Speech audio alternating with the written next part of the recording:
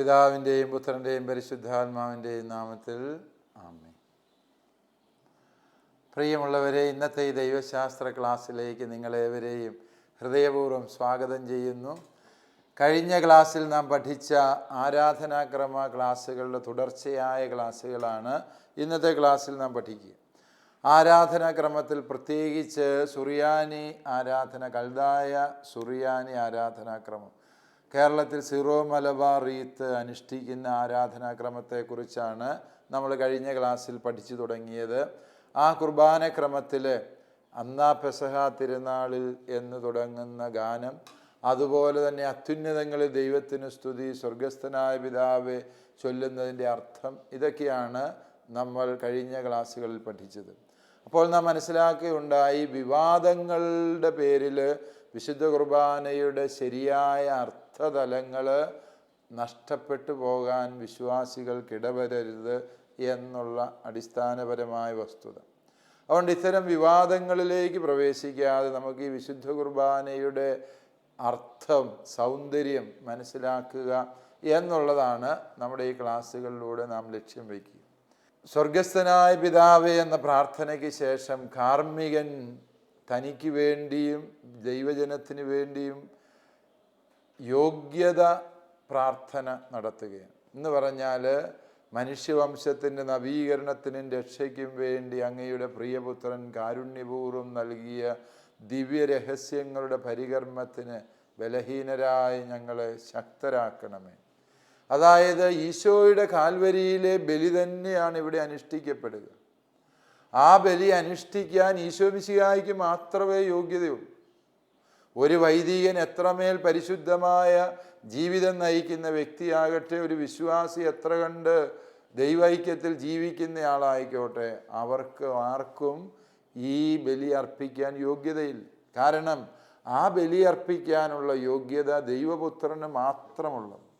ദൈവപുത്രന് മാത്രം അവകാശപ്പെട്ട ആ ശുശ്രൂഷയ്ക്ക് ദൈവപുത്രൻ്റെ കരുണയാൽ നാം അർഹരായിത്തീരുകയാണ്. ആ സത്യത്തിൻ്റെ ഏറ്റുപറച്ചിലാണ് വാസ്തവത്തിൽ ഇവിടുത്തെ പ്രാർത്ഥന. തുടർന്ന് വിശുദ്ധ കുർബാനയിൽ സങ്കീർത്തനങ്ങളുടെ ആലാപനമാണ്. സങ്കീർത്തനാലാപനങ്ങൾ എന്ന് പറയുന്നത് നമുക്കറിയാം, പഴയ നിയമത്തിലെ സിനഗോഗ് ആരാധനയിൽ നിന്ന് രൂപം കൊണ്ടതാണ് ഈ സങ്കീർത്തന പ്രാർത്ഥനകളെന്ന് ഇതേക്കുറിച്ച് പഠനം നടത്തിയിട്ടുള്ളവർ പലരും അഭിപ്രായപ്പെടുന്നു. സങ്കീർത്തനങ്ങൾ യഹൂദ മതാത്മകതയുടെ പ്രകാശനമാണ്. ഈശോ തന്നെയും പലപ്പോഴും സങ്കീർത്തനങ്ങൾ ഉദ്ധരിക്കുന്നു. കുരിശിൽ കിടന്നിക്കുമ്പോഴും അവിടുന്ന് എൻ്റെ ദൈവമേ, എൻ്റെ ദൈവമേ, അങ്ങ് എന്തുകൊണ്ട് എന്നെ ഉപേക്ഷിച്ചു എന്നുള്ള 22-ാം സങ്കീർത്തനം പാടുന്നത് നമ്മൾ ശ്രദ്ധിക്കുന്നുണ്ട്. അതുകൊണ്ട് സങ്കീർത്തനങ്ങൾ ഈശോ മിശിഹായുടെ ജീവിതത്തിൻ്റെ ഭാഗമായിരുന്നു എന്നതുകൊണ്ട് സങ്കീർത്തനങ്ങൾ നമുക്ക് പാടാം.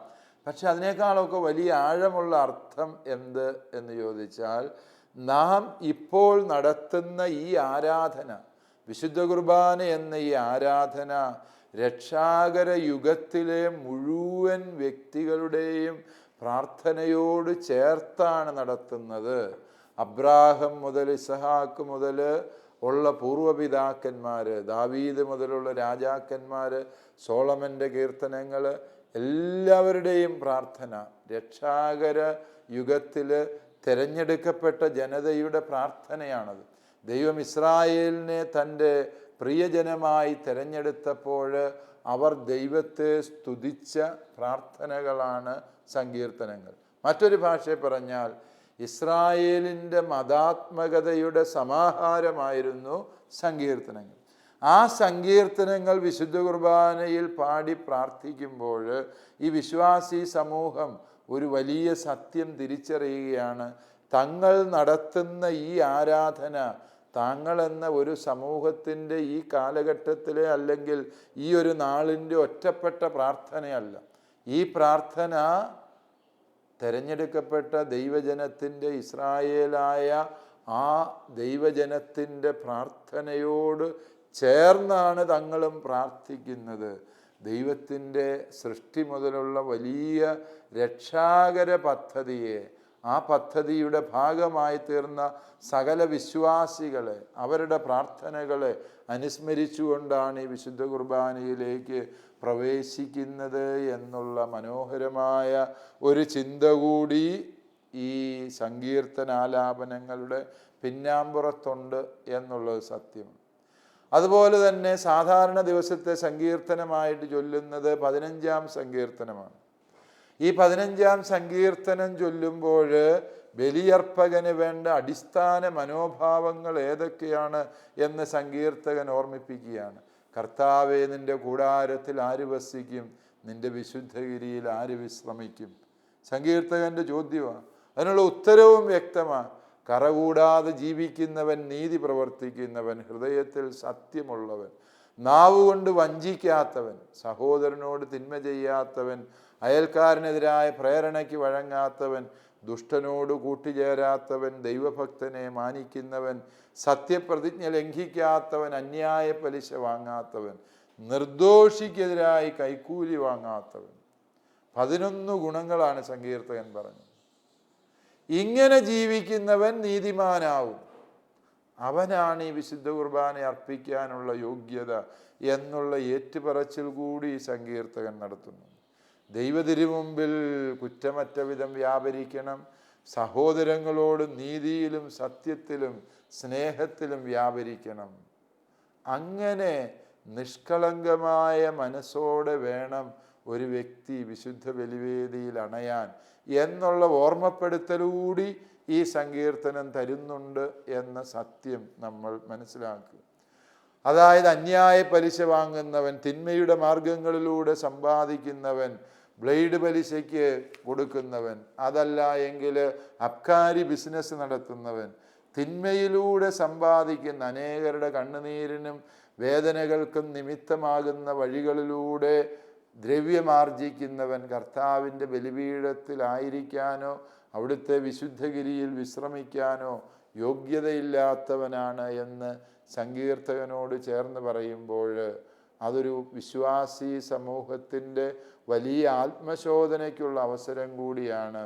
കർത്താവിൻ്റെ ഈ ബലിയിൽ പങ്കുചേരാൻ തനിക്ക് യോഗ്യതയുണ്ടോ എന്ന് വിശ്വാസി തിരിച്ചറിയുന്ന നിമിഷം കൂടിയാണത് എന്ന് മനസ്സിലാകും. അപ്പോൾ ഈ സങ്കീർത്തനാലാപനങ്ങളുടെ അർത്ഥം രക്ഷാകര യുഗത്തിലെ നാളിതുവരെയുമുള്ള മുഴുവൻ വിശ്വാസികളെ ഈശോ വരുന്നതിന് മുൻപുള്ള ജനത്തിൻ്റെ പ്രത്യാശയെ കൂടി സ്വാംശീകരിക്കുന്നുണ്ട് ഈ വിശുദ്ധ കുർബാനയിൽ എന്നാണ്. ഈശോ തന്നെ ചൊല്ലി പ്രാർത്ഥിച്ച സങ്കീർത്തനങ്ങളായതുകൊണ്ട് ഈ സങ്കീർത്തനങ്ങൾ ഉരുവിടുമ്പോൾ നമ്മൾ ഈശോ തൻ്റെ പരസ്യ ജീവിതത്തിൽ നടത്തിയ പ്രാർത്ഥനകളോട് ചേർന്ന് പ്രാർത്ഥിക്കുന്നു എന്നതാണ് രണ്ടാമത്തെ അർത്ഥം. മൂന്നാമതായി ഈ സങ്കീർത്തനങ്ങളുടെ അർത്ഥം നമ്മുടെ തന്നെ ആത്മശോധനയ്ക്കും വിശുദ്ധ കുർബാന അർപ്പിക്കാൻ തക്ക യോഗ്യത നമുക്കുണ്ടോ എന്നുള്ള ആത്മപരിശോധനയ്ക്കുമുള്ള അവസരമായി ഈ സങ്കീർത്തനങ്ങളെ മനസ്സിലാക്കാവുന്നത്. സങ്കീർത്തനങ്ങൾ ചൊല്ലിക്കഴിയുമ്പോഴാണ് ധൂപാർപ്പണത്തിൻ്റെ സമയം എന്ന് നമുക്കറിയാം. സങ്കീർത്തനങ്ങൾ കഴിയുമ്പോഴത്തേക്കും വൈദികൻ ഈ ധൂപം ആശീർവദിച്ച് ശുശ്രൂഷി വിശുദ്ധ അൾത്താരെയും ജനത്തെയും ധൂപിക്കുന്നു. അതായത് ധൂപാർപ്പണം ഒരു വലിയ അനുസ്മരണമാണ്. നമുക്കറിയാം അഹ്റോൻ്റെ താൽക്കാലിക കൂടാരത്തിൽ ധൂപം അർപ്പിച്ചിരുന്നു എന്ന് പുറപ്പാട് പുസ്തകം പറയുന്നു. ലേവ്യരുടെ പുസ്തകത്തിലെത്തുമ്പോൾ ധൂപം ഒരു ബലി തന്നെയാണ്. ധൂപം ബലിയുടെ പ്രതീകമാണ്. അതായത് കത്തിക്കപ്പെട്ട ധൂപകലശത്തിലേക്ക് കുന്തിരിക്കമിടുമ്പോൾ കുന്തിരിക്കം ഉരുകി ഇല്ലാതായിത്തീരുകയും ആ കുന്തിരിക്കത്തിൻ്റെ പരിമളം സ്വർഗത്തിലേക്ക് ഉയരുകയും ചെയ്യും. അതായത് ഈ ധൂപാർപ്പണത്തിൻ്റെ ഒന്നാമത്തെ പ്രതീകം വിശ്വാസി സമൂഹത്തിൻ്റെ പ്രാർത്ഥന ഈ ധൂപം പോലെ സ്വർഗത്തിലേക്ക് ഉയരുന്നു എന്നും, പരിമളമായ ധൂപം സ്വർഗത്തിലേക്കും ദുർഗന്ധങ്ങൾ തിന്മയുടെ ശക്തികളിലേക്കും നീങ്ങുന്നു എന്നാണ് യഹൂദ സങ്കല്പം. അതുകൊണ്ട് ഈ ധൂപം ഒന്നാമതായി പ്രാർത്ഥന, വിശുദ്ധരുടെ പ്രാർത്ഥന, സഭയുടെ പ്രാർത്ഥനയാണ്. ഈ ധൂപം സ്വർഗത്തിലേക്ക് ഉയരുന്ന പ്രാർത്ഥനകളെ അനുസ്മരിപ്പിക്കുന്നു. രണ്ടാമതായി ഈ ധൂപം എന്ന് പറയുന്നത് വിശുദ്ധീകരണത്തെയാണ് സൂചിപ്പിക്കുക. കർത്താവിൻ്റെ വിശുദ്ധ ബലി അർപ്പിക്കാൻ ദൈവജനത്തെ മുഴുവനും വിശുദ്ധീകരിക്കുന്ന ക്രമമാണ് ശുശ്രൂഷി മദ്ബഹായിൽ പ്രവേശിച്ച് മദ്ബഹായുടെ പരിശുദ്ധി കലർന്ന ധൂപത്തെ വിശ്വാസി സമൂഹത്തിന് മുഴുവനും പ്രദാനം ചെയ്യുന്ന കർമ്മമാണ് ധൂപിക്കൽ എന്ന് പറയുന്നത്. അതുകൊണ്ട് എല്ലാ ആരാധനാക്രമത്തിലും ധൂപാർപ്പണങ്ങൾ, ലത്തീൻ ആരാധനാക്രമത്തിൽ, അതുപോലെ അന്ത്യോക്യൻ ആരാധനാക്രമം ധൂപാർപ്പണത്തെ വലിയ ദൈവശാസ്ത്ര സങ്കേതമായി ഉപയോഗിക്കുന്നുണ്ട് എന്നുള്ളത് വസ്തുതയാണ്. അത്രയും വിശാലമായ ഒരു ധൂപാർപ്പണ ദൈവശാസ്ത്രം കൽദായ സുറിയാനി സഭയിലില്ല. അന്ത്യോക്യൻ സഭയിലുള്ളിടത്തോളം വിശാലമായ ഒരു ധൂപാർപ്പണ സങ്കല്പമില്ല. എങ്കിലും ഈ ധൂപാർപ്പണത്തെക്കുറിച്ച് ഇതര റീത്തുകൾ പുലർത്തുന്ന അതേ മനോഭാവം തന്നെയാണ് കൽദായ സുറിയാനി റീത്തിലും ഉള്ളത് എന്ന് മനസ്സിലാക്കണം. തുടർന്ന് വരുന്നതാണ് ലാഹുമാറ എന്ന പേരിൽ അറിയപ്പെടുന്ന വലിയ കീർത്തനം. ആ കീർത്തനം സർവാധിപനാം കർത്താവേ എന്ന് പറയുന്ന കീർത്തനം. ഈ കീർത്തനത്തിൽ നാം അനുസ്മരിക്കുന്നത് ഈശോ മിശിഹായുടെ പരസ്യ ജീവിതത്തിൻ്റെ തുടക്കം കുറിക്കുന്ന സംഭവമായ അവിടുത്തെ ജ്ഞാനസ്നാനം, ഈശോയുടെ മനുഷ്യാവതാരം അത്യുന്നതങ്ങളിൽ എന്നുള്ള ആ രംഗത്തോടെ നമ്മൾ അനുസ്മരിച്ചു. ആ സംഭവത്തിന് ശേഷം മനുഷ്യാവതാരത്തിലൂടെ നമുക്ക് കൈവന്ന ഫലങ്ങളെ പ്രതി ദൈവത്തെ സ്തുതിക്കുന്ന കർത്തൃപ്രാർത്ഥന ചൊല്ലി, തുടർന്ന് രക്ഷാകര സമൂഹത്തിലെ മുഴുവൻ വിശ്വാസികളോടും ചേർന്ന് നാം ദൈവത്തെ സങ്കീർത്തനം ചൊല്ലി സ്തുതിച്ചു. തുടർന്ന് ധൂപാർപ്പണത്തിലൂടെ പ്രാർത്ഥന ചൊല്ലിക്കൊണ്ട് നമ്മൾ സർവാധിപനാം കർത്താവെ പാടാനൊരുങ്ങുക. അതിനെ ഒരുക്കമായിട്ട് പുരോഹിതൻ ചൊല്ലുന്ന പ്രാർത്ഥനയിൽ പറയുന്നത്, സകല സൗഭാഗ്യങ്ങളും നന്മകളും നിറഞ്ഞ് മുടിചൂടി നിൽക്കുന്ന സഭയിൽ ഞങ്ങളങ്ങയെ നിരന്തരം സ്തുതിക്കുകയും മഹത്വപ്പെടുത്തുകയും ചെയ്യുന്നു. ഈ പ്രാർത്ഥനയോടെ സർവാധിപനാം പാടുമ്പോൾ മദ്ബഹായുടെ വിരി തുറക്കപ്പെടും. വിരിയുള്ള ദേവാലയങ്ങളിൽ ആ സമയത്താണ് വിരി തുറക്കുന്നത്. അല്ല, വിരി തുറന്നില്ല എങ്കിലും അവിടെ അനുസ്മരിക്കുന്നത് ഈ സത്യമാണ്: ഈശോ മിശിഹായുടെ ജ്ഞാനസ്നാനം, മാമോദീസായാണ് അവിടെ അനുസ്മരിക്കപ്പെടുക. മാമോദീസായിൽ സ്വർഗം തുറന്നു. അതാണ് ഒന്നാമത്തെ സംഭവം. അതാണ് വാസ്തവത്തിൽ ഈ വിരി തുറക്കലിലൂടെ പ്രതീകാത്മകമായി അവതരിപ്പിക്കപ്പെടുന്നത്. സ്വർഗം തുറന്നു, ദൈവാരൂപി പ്രാവിൻ്റെ രൂപത്തിൽ ഇറങ്ങി വന്ന് മിശിഹാതമ്പുരാൻ്റെ മേലിരിക്കുന്നു. ഇവൻ എൻ്റെ പ്രിയപുത്രനാണ് എന്ന അശരീരി സ്വർഗത്തിൽ നിന്ന് സംഭവിക്കുന്നു. ഈ രംഗങ്ങളാണ് ഇവിടെ ദൃശ്യാവിഷ്കരിക്കപ്പെടുന്നത്. സ്വർഗത്തിൽ നിന്ന് വലിയ സന്ദേശം, ഈശോ മനുഷ്യാവതാരം ചെയ്ത ഈ ഈശോ സത്യമായും ദൈവപുത്രനാണ് എന്ന് സ്വർഗം വെളിപ്പെടുത്തിയ ആ രംഗത്തെ അനുസ്മരിച്ചുകൊണ്ട് സ്വർഗവാസികളോടും ഭൂവാസികളോടും ചേർന്ന് സിംഹാസനസ്ഥനായ ദൈവത്തെ ആരാധിക്കുന്നവരോട് ചേർന്ന് വിശ്വാസികൾ പാടുന്നു: സർവാധിപനാം കർത്താവേ, നിന്നെ വണങ്ങി നമിക്കുന്നു. വിരി തുറന്നു കഴിയുമ്പോൾ കാണുന്നത് വിശുദ്ധ അൾത്താരയെക്കുറിച്ചുള്ള ഈ കൽദായ സുറിയാനി സങ്കല്പം കൂടി നമ്മൾ മനസ്സിലാക്കേണ്ടതുണ്ട്. അൾത്താര ഒരു മേശയാണ്. ആ അൾത്താര മേശയുടെ മധ്യഭാഗം പിതാവായ ദൈവത്തിൻ്റെ സിംഹാസനം. പിതാവായ ദൈവം ജനത്തെ അനുഗ്രഹിച്ചുകൊണ്ട് സിംഹാസനസ്ഥനായി മദ്ബഹായാകുന്ന സ്വർഗത്തിലെ സിംഹാസനത്തിലിരിക്കുന്നു. അതാണ് ഈ അൾത്താരയുടെ മധ്യഭാഗം പിതാവായ ദൈവത്തിൻ്റെത്. അൾത്താരയുടെ വലതുവശം എന്ന് പറയുന്നത് പുത്രൻ തമ്പുരാൻ ആസനസ്ഥനായിരിക്കുന്നു. അതുകൊണ്ടാണ് അവിടെ നമ്മൾ വിശുദ്ധ ബൈബിൾ പ്രതിഷ്ഠിക്കുക, സുവിശേഷ ഗ്രന്ഥം പ്രതിഷ്ഠിക്കുക. പിതാവായ ദൈവത്തിൻ്റെ ഇടതുവശത്താണ് റൂഹാദ കുദീശ തമ്പുരാൻ പരിശുദ്ധാത്മാവായ ദൈവം ഇരിക്കുന്നത്. അതുകൊണ്ടാണ് പരിശുദ്ധാത്മാവിൻ്റെ പ്രതീകമായ സ്ലീവ അവിടെ പ്രതിഷ്ഠിക്കും. സ്ലീവ ഇല്ല എങ്കിലും അരൂപിയായ ദൈവാത്മാവിൻ്റെ സാന്നിധ്യം അൾത്താരയിൽ ഇടതുവശത്തുണ്ട് എന്നുള്ളത് കൽദായ സുറിയാനി ആരാധനാക്രമത്തിൻ്റെ സവിശേഷത. അതുകൊണ്ട് വിശ്വാസികൾ സർവാധിപനാം കർത്താവേ നിന്നെ വണങ്ങി നമിക്കുന്നു എന്ന് പറയുമ്പോൾ അത് പിതാവായ ദൈവത്തിന് ഉള്ള ആരാധനയാണ്. പിതാവായ ദൈവത്തിനുള്ള ആരാധന. അതിൻ്റെ 2-ാം പാദത്തിലാണ് ഈശോയെ സ്തുതിക്കുന്നത്. മർത്യനു നിത്യമഹോന്നതമാം ഉത്ഥാനം നീ അരുളുന്നു. ഈശോ ഈ ഭൂമിയിലേക്ക് വരികയും അതിൻ്റെ ഫലമായി മനുഷ്യകുലം ഉത്ഥാനം ചെയ്ത് സ്വർഗത്തിന് അർഹരാവുകയും ചെയ്യുന്നു എന്ന ആ രക്ഷാകര രഹസ്യത്തെ മുഴുവനും ഓർത്ത് ദൈവത്തെ സ്തുതിക്കുന്നതാണ് സർവാധിപനാം കർത്താവേ എന്ന പ്രാർത്ഥന എന്ന് നാം ചിന്തിക്കുന്നു. അതുകൊണ്ട് ഈ പ്രാർത്ഥന ചൊല്ലുമ്പോൾ വിശ്വാസികൾക്ക് വേണ്ട മനോഭാവം സ്വർഗത്തിൽ ദൈവപിതാവിൻ്റെ സിംഹാസനത്തിങ്കൽ ഒരു നാൾ നാം ആയിരിക്കും എന്നുള്ള സത്യം. അവിടെ സ്വർഗത്തിൽ നാം ചെയ്യേണ്ട ജോലി എന്ത് എന്ന് ചോദിച്ചാൽ സിംഹാസനസ്ഥനായ ദൈവത്തെ സാഷ്ടാംഗം വീണ് സർവാധിപനാം കർത്താവേ എന്ന് പാടി ആരാധിക്കുക എന്നുള്ളതാണ് എന്ന് യോഹന്നാൻ ശ്ലീഹ വെളിപാട് ഗ്രന്ഥത്തിൽ നമ്മൾക്ക് പറഞ്ഞു തന്നിട്ടുണ്ട്. ആ ഒരു സ്വർഗീയ ആരാധനയിൽ നമ്മൾ പങ്കുചേരുക. അപ്പോൾ നോക്കുക, അത്യുന്നതങ്ങളിൽ ദൈവത്തിന് സ്തുതി എന്ന മാലാഖമാരുടെ കീർത്തനം പാടിയപ്പോൾ നമ്മൾ സ്വർഗീയ ആരാധനയിലാണ്. സ്വർഗസ്ഥനായ പിതാവെ ചൊല്ലിയപ്പോൾ മാലാഖമാരും മനുഷ്യരും അങ്ങയെ പരിശുദ്ധൻ പരിശുദ്ധൻ എന്ന് പാടി സ്തുതിക്കുന്നു എന്ന് പറഞ്ഞ് വീണ്ടും നമ്മൾ സ്വർഗീയ ആരാധനയിലാണ്.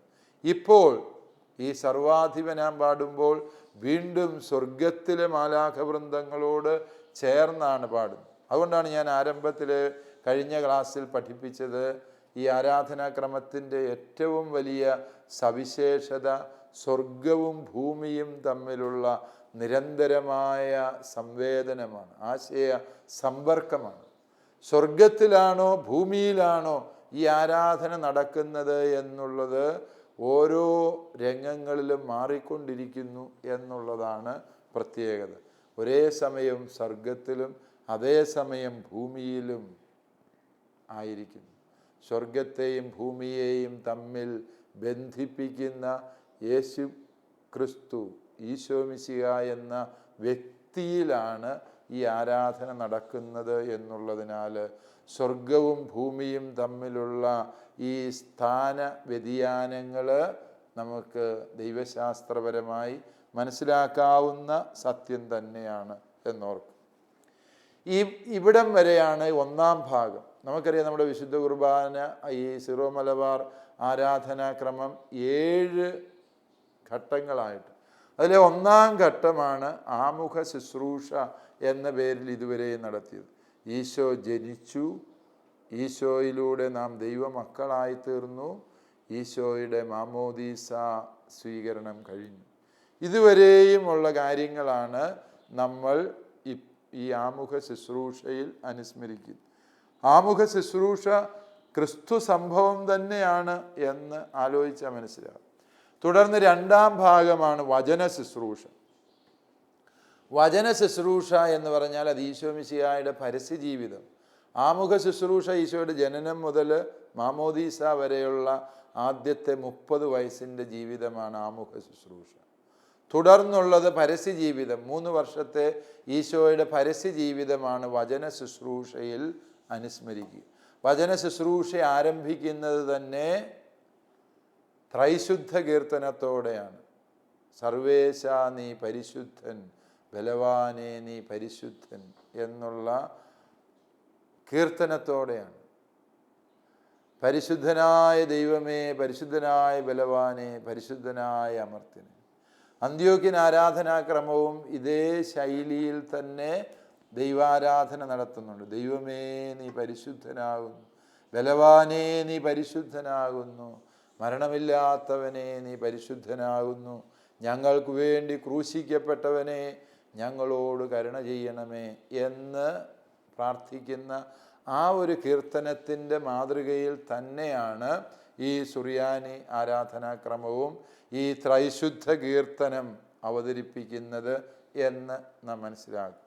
ഈ ത്രൈശുദ്ധ കീർത്തനത്തിലൂടെയാണ് വാസ്തവത്തിൽ നമുക്ക് യെശയ്യാ പ്രവാചകൻ സ്വർഗം തുറന്നത് കണ്ടപ്പോൾ ദൈവത്തെ അത്ഭുതാദരങ്ങളോട് സ്തുതിക്കുന്ന കീർത്തനമാണ്. ദൈവത്തെ പരിശുദ്ധൻ പരിശുദ്ധൻ എന്ന് പാടി സ്തുതിക്കുന്ന കീർത്തനം. വെളിപാട് ഗ്രന്ഥത്തിൽ യോഹന്നാൻ ശ്ലീഹ 4-ാം അധ്യായം 8-ാം വാക്യത്തിൽ സ്തുതിക്കുന്നതും ഇതേ കീർത്തനം പാടിക്കൊണ്ട്. അതായത് സ്വർഗം തുറന്നപ്പോൾ വിശ്വാസിയുടെ കീർത്തനമാണ്. നമുക്കറിയാം, സർവാധിപനാം പാടിയപ്പോൾ സ്വർഗം തുറന്നു.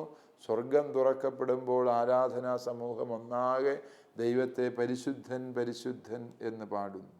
സ്വർഗം തുറന്നു എന്ന് പറഞ്ഞാൽ ഈശോ പരസ്യജീവിതം ആരംഭിച്ചു. അതുകൊണ്ട് പരസ്യജീവിതം ആരംഭിക്കുന്ന ഈശോയ്ക്കുള്ള സ്തുതികീർത്തനമായിട്ടുകൂടി നമ്മൾ ഈ ത്രൈശുദ്ധ കീർത്തനത്തെ മനസ്സിലാക്കാം. ഇനിമേൽ പിതാവും പരിശുദ്ധാത്മാവും മനുഷ്യാവതാരം ചെയ്ത ഈ പുത്രനിൽ സന്നിഹിതനായതിനാൽ ആ പുത്രനെയാണ് നമ്മൾ പാടി സ്തുതിക്കുക. പുത്രൻ്റെ പരസ്യജീവിതത്തിലേക്ക് പ്രവേശിക്കുക. ആ പരസ്യജീവിതം അവതരിപ്പിക്കുന്നത് ബൈബിളിൽ നിന്നുള്ള വായനകളിലൂടെയാണ്. കൽദായ സുറിയാനി ആരാധനാക്രമം 4 വായനകളാണ് വിശുദ്ധ കുർബാനയിൽ ഉൾപ്പെടുത്തിയിരിക്കുന്നത്. ഒന്ന് പഴയ നിയമത്തിലെ നിയമപുസ്തകങ്ങളിൽ നിന്ന്, പഞ്ചഗ്രന്ഥിയിൽ നിന്നൊരു വായന. മറ്റൊന്ന് പ്രവാചക ഗ്രന്ഥങ്ങളിൽ നിന്ന്. മൂന്നാമതൊന്ന് അപ്പസ്തോലന്മാരുടെ ലേഖനങ്ങളിൽ നിന്ന്. 4-മത് സുവിശേഷത്തിൽ നിന്ന്. 4 വായനകളിലൂടെയാണ് ഈശോയുടെ പരസ്യജീവിതം. അതായത് ഈശോയുടെ ജനനത്തിന് വേണ്ടി പഴയ നിയമം എപ്രകാരം ഒരുങ്ങിയിരുന്നു എന്നുള്ളതാണ് ആദ്യ 2 വായനകൾ.